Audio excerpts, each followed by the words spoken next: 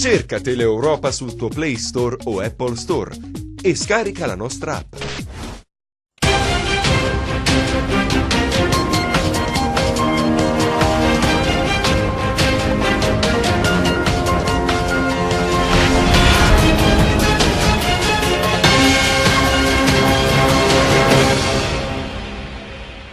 Buonasera dalla redazione TG10, nei titoli gli argomenti che tratteremo in questa edizione del nostro telegiornale.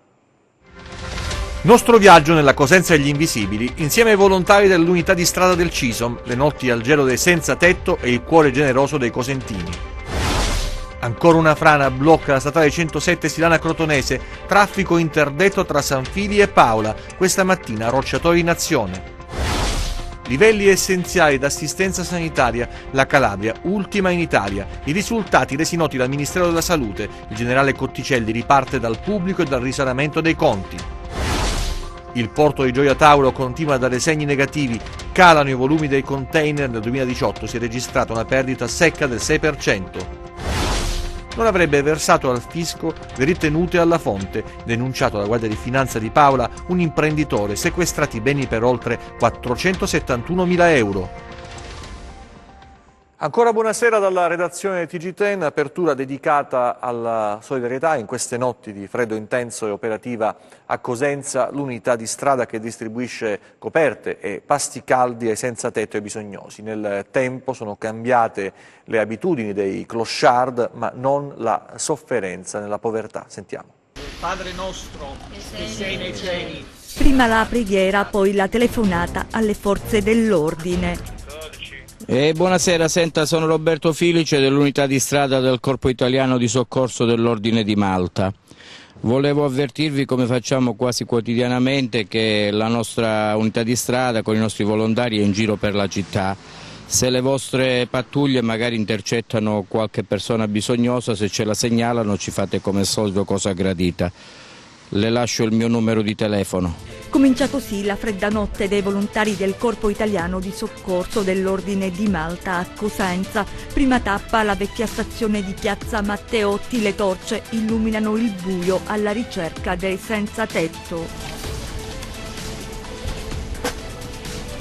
Le temperature rigide hanno cambiato le abitudini di uomini e donne che hanno come scomodo giaciglio la strada. Alle ferrovie della Calabria, dipendenti dell'ultimo turno confermano che stasera qui non si è visto nessuno. Questa adesso è una stazione di passaggio. La parte dove si concentravano prima era questa, perché c'era la vecchia Ferrovia dello Stato, c'era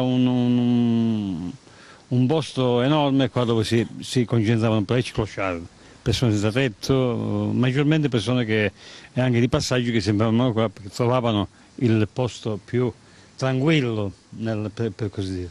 Adesso di meno. Le strade deserte alla scoperta della città sconosciuta e nascosta. In auto percorriamo via Popilia, la sosta è obbligata, si consegnano coperte e generi alimentari. Il termos con il tè caldo fa uscire allo scoperto una famiglia che ci mostra il rifugio. Non si può definire casa, in cui vivono 5 persone. Abitiamo allora come casa, senza, vedi che miseria, dove andiamo? No, poi andiamo in nessuna parte, senza soldi, senza niente, che facciamo? Perché stiamo così, questo è, non poi facciamo niente, stiamo male. E voglio pure trovare un posto per dove stiamo bene, come questo freddo, come facciamo? Il capofamiglia ha indosso solo un maglione, è felice quando gli viene offerta la possibilità di un giubbino pesante e non importa se la taglia non è la sua. Hanno fame, il pranzo lo hanno consumato alla mensa dei poveri, ma la cena no. Non vi possiamo far vedere i loro occhi, abbiamo deciso di rispettare privacy e dignità così come ci hanno chiesto, ma nelle loro pupille brilla una luce nuova quando viene consegnato un piatto di pasta. Nuova meta, alla stazione di Vaiolise, si perlustra anche qui ogni angolo.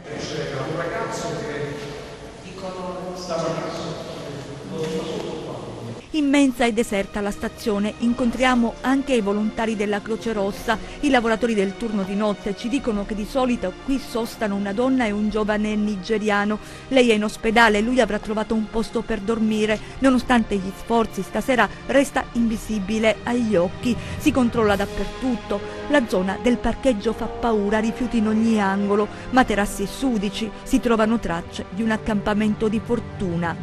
Qui cercano in qualche modo di riscaldarsi, accendendo fuoco con quello che trovano praticamente.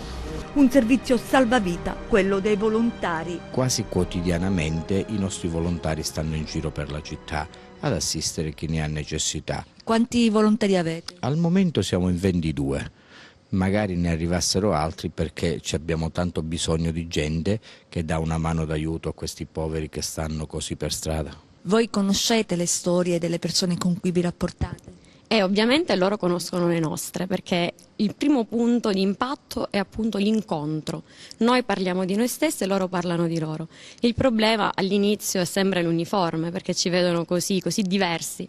Poi alla fine ci sediamo insieme, una tazza di tè, un biscotto e ci conosciamo. Noi portiamo il soccorso sanitario, forniamo coperte, pasti caldi e li rifocilliamo appunto con delle bevande calde, nonché ci fermiamo a parlare con loro, ascoltare le loro esigenze ed eventualmente interfacciarci con i loro bisogni. Il punto comune è l'uomo, è la persona che viene posta al centro di ogni cosa.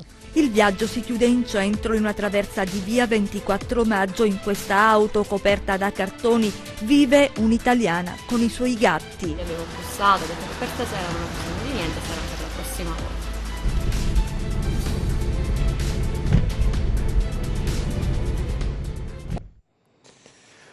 Ancora una frana blocca la statale 107 Silana-Crotonese, traffico interdetto tra San Fili e Paola. Questa mattina sono entrati in azione i rocciatori come era successo già lo scorso anno. Anna Franchino ci racconta tutto. C'è un'interruzione sulla superstrada, andando verso Paola, c'è un'interruzione, c'è una frana. Non si passa, c'è un'interruzione, c'è una frana, non si passa.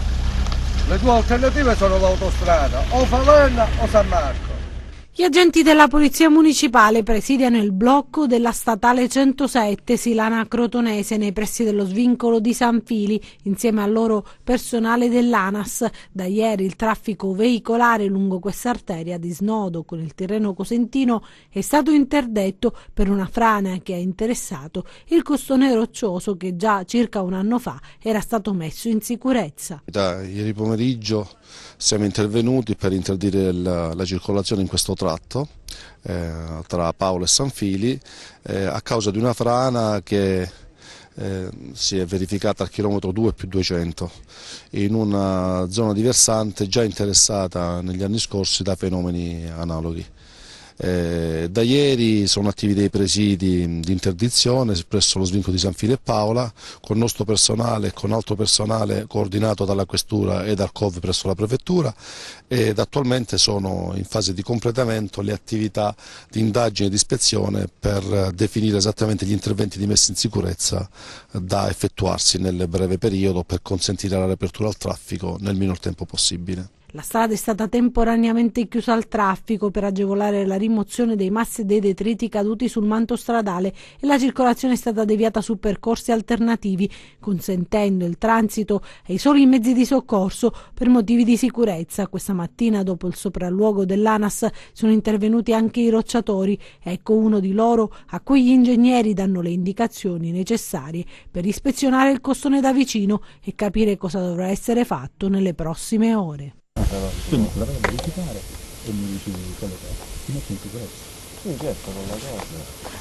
Previsto anche l'intervento di esperti dell'Università della Calabria. Queste sono informazioni che abbiamo avuto da poco, nel senso che è stato contattato da parte del nostro management anche un esperto a supporto della nostra struttura tecnica col quale ci confronteremo per definire quelle che sono già le azioni che in qualche modo abbiamo già ipotizzato di mettere in campo e che sono già in campo, sono già state avviate. Intanto la chiusura, seppur temporanea, ha creato non pochi disagi per chi è costretto ad attraversare l'arteria. Al momento però non c'è una data certa per la riapertura alla circolazione, come sottolineano anche dall'Azienda Nazionale Autonoma delle Strade. Stabilire una data di riapertura oggi in modo preciso è un po' difficile, nel senso che stiamo ancora valutando quali sono le quantità di materiale che dobbiamo disgaggiare in modo controllato.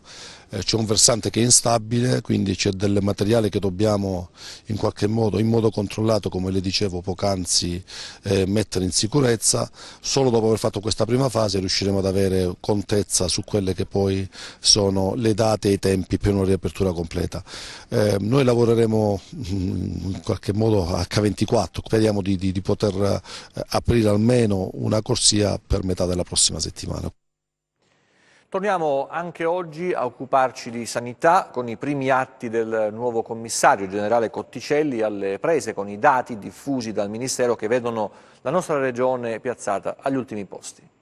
Il generale Cotticelli fa sapere subito a tutti di che pasta è fatto, chiarisce a scanso di equivoci di essere un carabiniere e di essere figlio del popolo, ergo garantire tutto a tutti ma nel pubblico, il che significa stop ai giochetti e alle agevolazioni per gli amici degli amici. Del suo predecessore non parla, salvo rivedere ciò che l'ex commissario ha fatto e per prima cosa, tanto per mandare qualche segnale, annulla i decreti emanati da Scura dopo il 7 dicembre, visto che il firmatario era senza funzioni, bacchettata e ammonimento per la serie adesso comando io, altro che passaggio, tutt'altro che trascurabile è rappresentato dalla volontà di rompere il muro di incomunicabilità con la politica locale. E quale miglior modo per farlo se non andare a casa di Oliverio per riallacciare rapporti che si sono deteriorati nel tempo tra ufficio del commissario e governo della regione.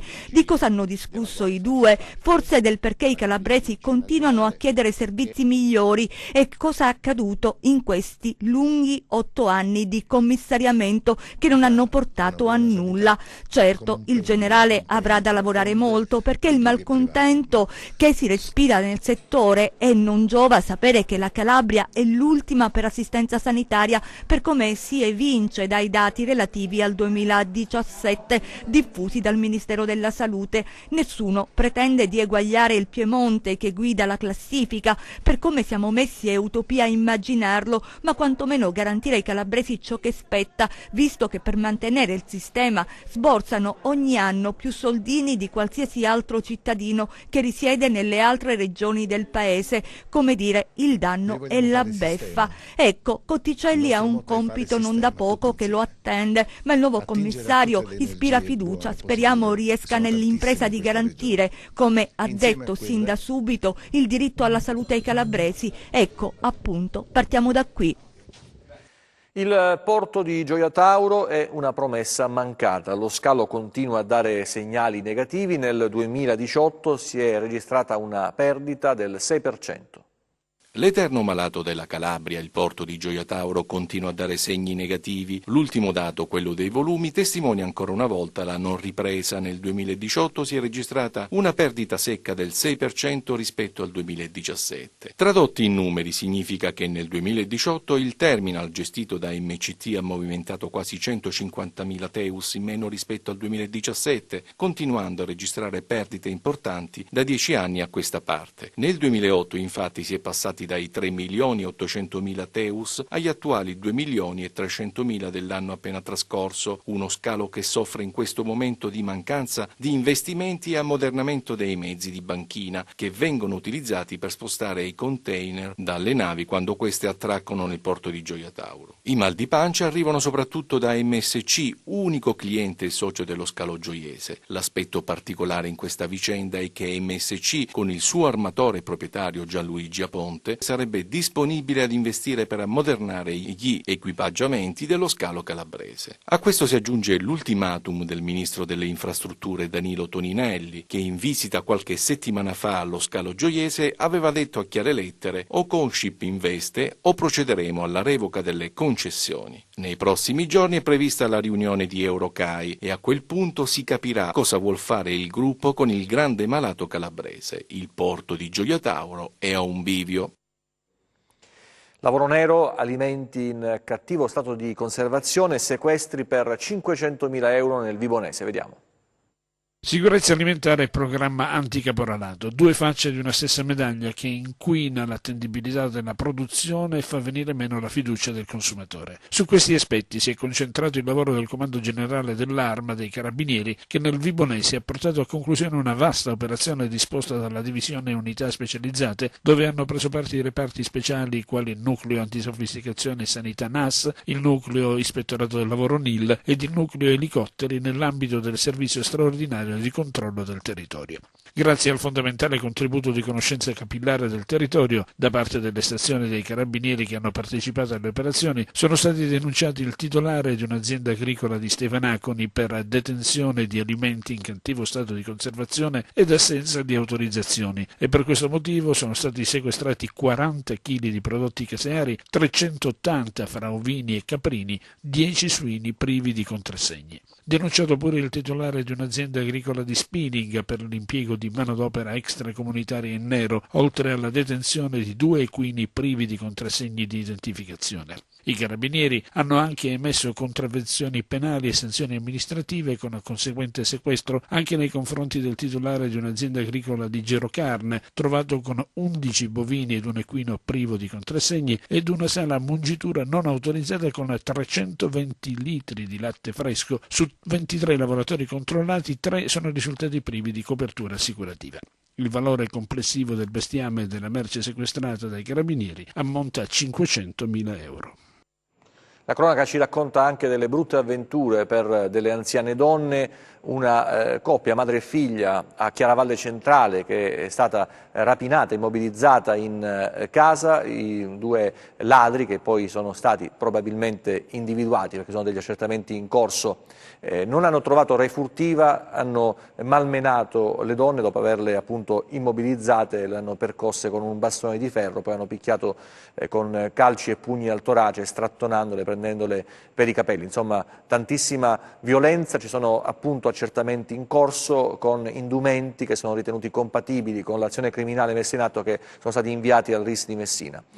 E sembra più chiara la dinamica invece di un altro fatto avvenuto a Crotone. Una donna è stata scippata, è stata privata della borsa, i 2 soggetti responsabili in questo caso lo hanno strattonata, buttata per terra e sono stati individuati sulla statale 106 mentre cercavano di allontanarsi in auto dopo un breve inseguimento da parte dei carabinieri di Crotone. Non avrebbe versato al fisco le ritenute alla fonte, denunciato dalla Guardia di Finanza di Paola un imprenditore, sequestrati bene per oltre 470.000 euro.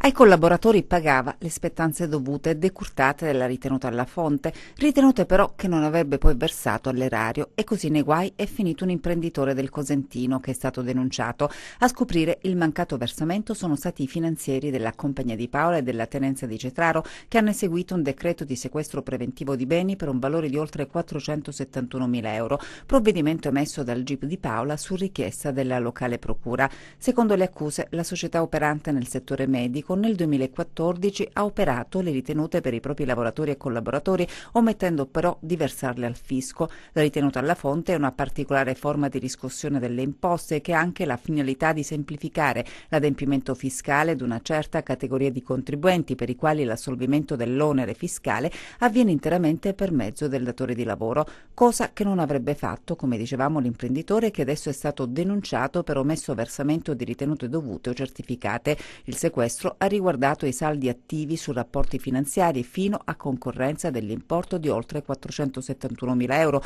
profitto, secondo le Fiamme Gialle, del reato tributario contestato. Altre storie, altri fatti nei nostri 100 secondi di cronaca, vediamo.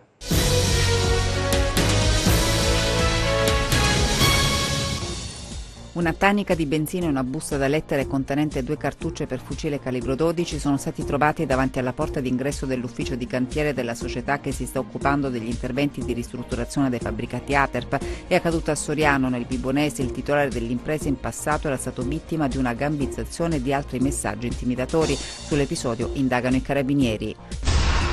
Sciolto il Consiglio Comunale di Careri nel Reggino, il Governo ha approvato la proposta del Ministro dell'Interno Salvini. Emerse forme di ingerenza da parte della criminalità organizzata. La gestione dell'ente è stata affidata ad una commissione straordinaria.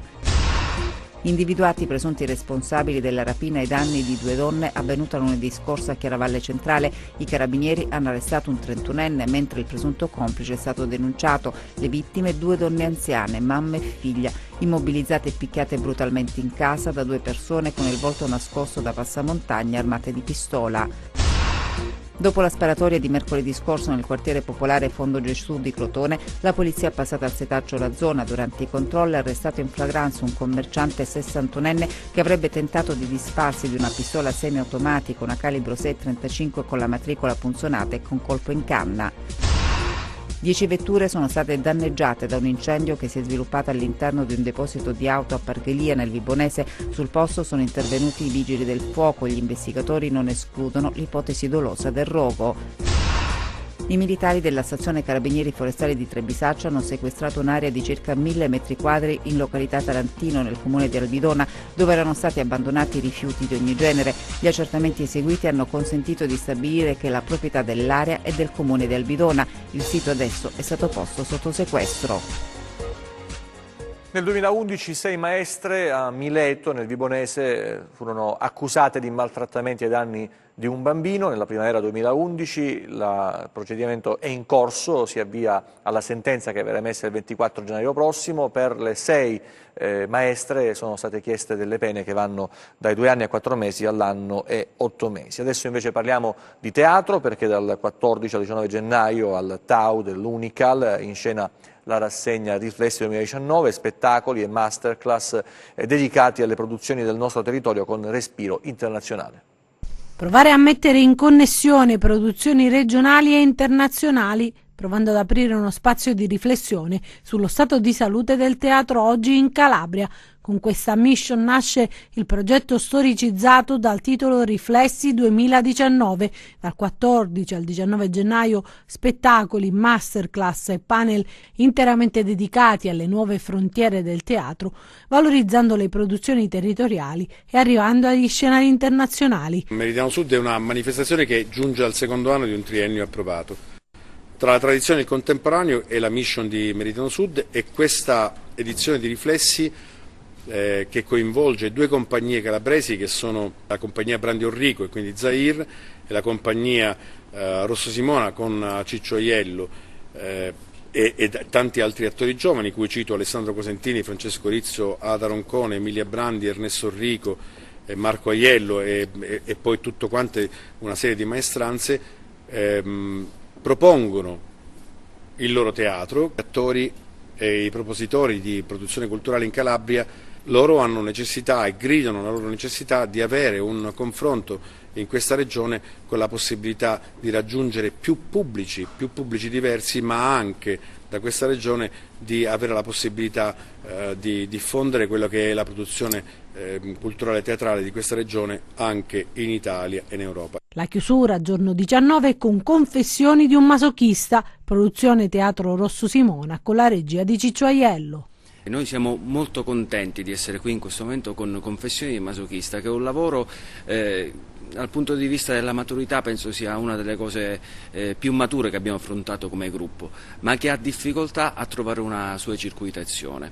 E quando parlo di circuitazione non mi riferisco soltanto a una possibilità di lavorare dal punto di vista economico, di avere cioè più opportunità di fare cassa, ma per noi andare in scena significa continuare un lavoro di ricerca anche sullo stesso spettacolo, e questo è molto importante perché gli spettacoli poi trovano una loro maturità o il loro ritmo giusto quando si ha la possibilità di essere più volte di fronte a un pubblico.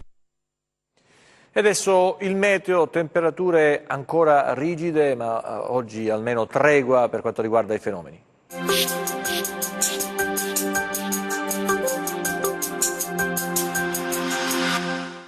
Correnti fredde di origine artica manterranno ancora nelle prossime ore le temperature sotto le medie del periodo, in un contesto di tempo instabile ma in fase di miglioramento. Diamo uno sguardo al tempo previsto sulla Calabria per le prossime ore. Per domani possibili residui fiocchi di neve in nottata dal primo mattino su Sila, Serra ed Aspromonte, ma tendenza ad un graduale miglioramento. Altrove generalmente poco nuvoloso, temperature sotto la media. Passiamo al comportamento di mari e venti. Domani mari mossi o molto mossi, con venti moderati dai quadranti settentrionali. Prima di salutarci vi ricordo il nostro sito web www.meteoincalabria.it e la nostra pagina Facebook Meteo in Calabria. TG che finisce qui, ci vediamo nelle prossime edizioni, grazie per la vostra attenzione, arrivederci, ancora una buona serata.